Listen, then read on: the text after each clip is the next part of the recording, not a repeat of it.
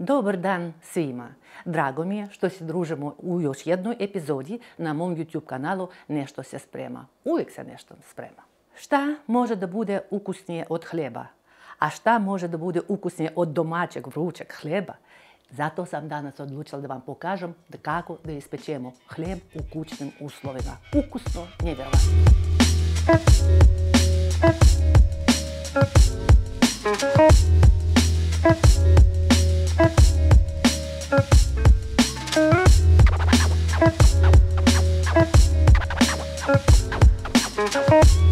Za testo pripremili smo vodu, prosejili smo brašno, dodali smo soli, šećera i kvasa.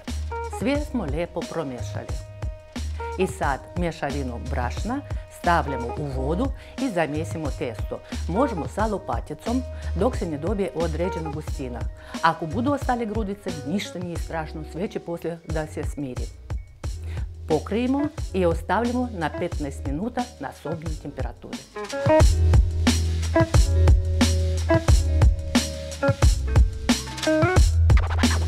Prošlo je 15 minuta i sad je vrijeme prvi put da premesimo testo. Molim vas lijepo, obratite pažnju na detalje kako ja to da radim. Kao da malko pripodignem testo i tako idem po krugu. I poslije opet ćemo da pokrijemo i da ostavimo na 10 minuta na sobnoj temperaturi. Prošlo je 10 minuta i sad na isti način mi ćemo da premesimo testo i opet da ostavimo na 10 minuta. Još jednom da premesimo kasnije.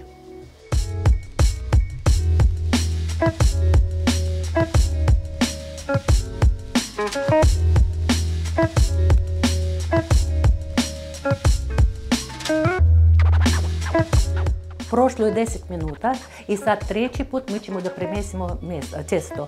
Molim vas lijepo obratite pažnju kako ono lijepo mijenja teksturu. Premesili smo testo 3 puta i sad će ono da ide da prenoći u frižideru, da odstoji od 6 do 24 sata. A tek sutra nastavimo rad sa testom i da pečemo hljeb. Tek sutra. Naše testo je prenoćilo u frižideru i sad ćemo formirati našu vjeknicu. I opet ću vas zamoliti da obratite pažnju na detalje kako ću ja to da radim. Lijepo smo pobrašnjavili radnu površinu, izvadili smo testo i stavili smo brašno odozdo na testo.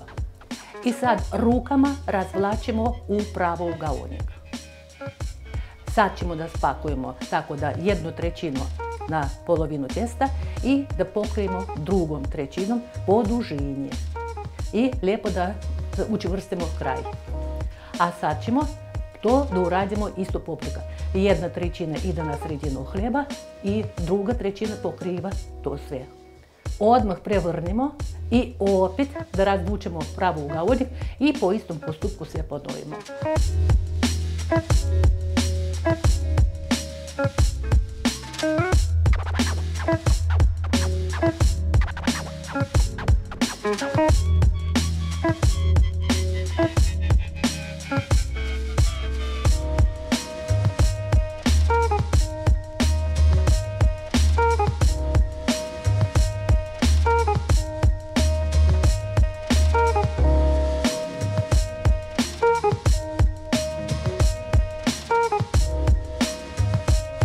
Sad treba da stavimo vjeknicu da odstoji pred pečenje. Kako? Sve ću da pokažem. Stavili smo platnenu krpu i lijepo posuli brašnom. Stavili smo našu vjeknicu i isto smo lijepo posuli brašnom i poklopili. I tako mora da odstoji 1,5 do 2 sata na sobnoj temperaturi.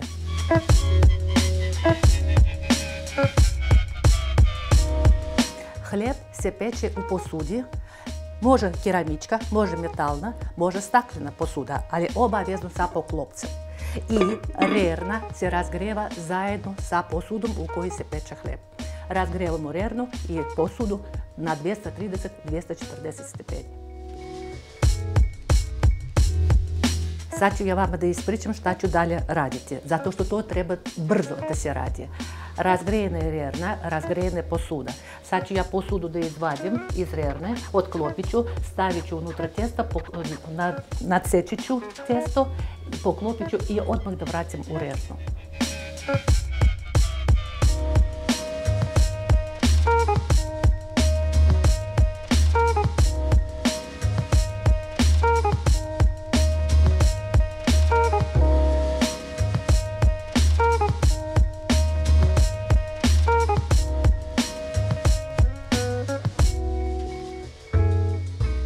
Prvi korak je da se hljeb peče u poklopljenoj posudi na 230-240 stepeni 40 minuta, a drugi korak će biti kasnije, važe? Dragi moji, prošlo 40 minuta i sad opet drugi korak treba da odradimo brzo. Šta ću ja da uradim? Ja ću da sklonim poklopac sa hljeba, naprskot ću malo vodom da bi se hvatala korica lijepa i smanjit ću temperaturu na 210 stepeni i da ostavimo još na pola sata.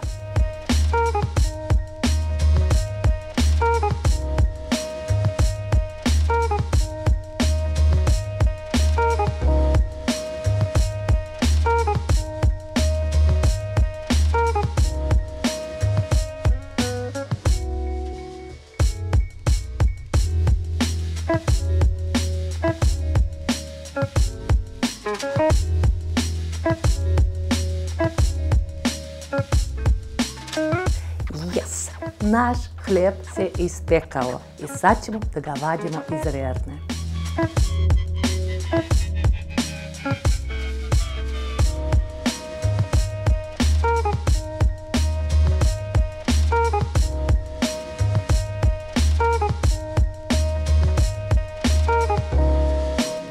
Ispekli smo naš domaći vrući hljeb, ali ipak molim vas, imajte strpljenja i dajte hljebu da se prohladi, malko, makar malko, a tek poslije da sečemo.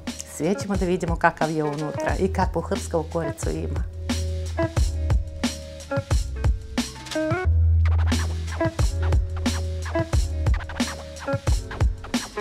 Dragi moji, isplatilo nam se da se malko sačeka i da se proba naš hljeb.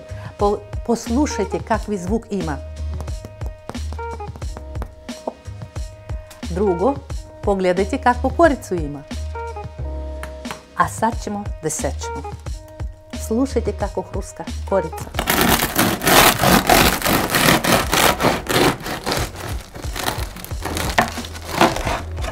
Eto tako naš hljebić i vidite kako mekano i hruskava korica.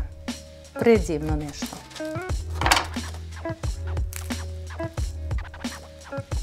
Ukusno, nevjerovatno. Jeste malo duže traje, zato planirajte svoje vrijeme, ali vašeg truda je minimalno, jel da?